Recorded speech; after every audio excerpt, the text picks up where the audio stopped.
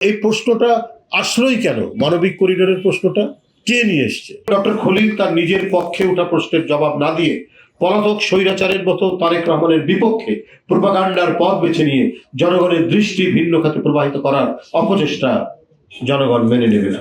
ফ্যাসিবাদের 1.5 দশক ডক্টর খলিল কোথায় ছিলেন, কিভাবে ছিলেন, বিদেশে তার স্ট্যাটাস কি ছিল, ফ্যাসিবাদের বিপক্ষে তার ভূমিকা কি ছিল?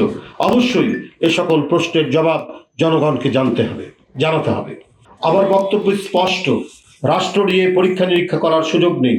ডক্টর খলিলকে অবিলম্বে জাতীয় নিরাপত্তা উপদেষ্টার পদ থেকে সরিয়ে দিয়ে দেশে বিদেশে তার অবস্থান সম্পর্কে সম্পূর্ণ তথ্য দেশের জনগণের সামনে হাজির করতে হবে।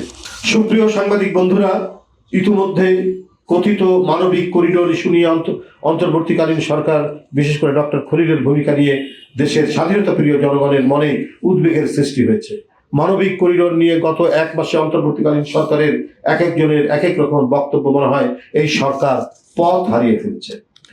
আমাদের কথা পরিষ্কার, এসব করার দায়িত্ব অন্তর্বর্তীকালীন সরকারের নয়। এসব বিষয় বিবেচনায় জনগণের ভোটে নির্বাচিত, জনগণের কাছে জবাবদিহিমূলক নির্বাচিত সরকারের।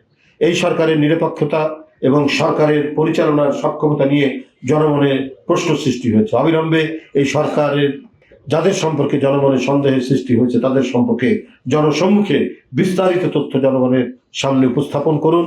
তারেক রহমানকে নিয়ে ডক্টর খলিলের বক্তব্য গণতন্ত্রের স্থায়ী নিরাপত্তা ও ঐতিহাসিক সার্থকতার প্রতি বিদ্বেষ করা।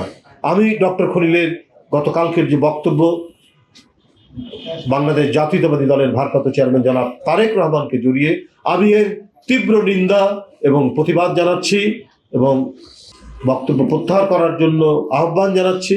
এবং আমি অন্তর্বর্তীকালীন সরকারের প্রধানকে জানাতে চাই, এই ধরনের বিতর্কিত ব্যক্তিদের উপদেষ্টা পরিষদে রাখলে পরে সরকারের জন্য সুনাম বয়ে আনবে না। অবিলম্বে তার পদত্যাগ দাবি করছি।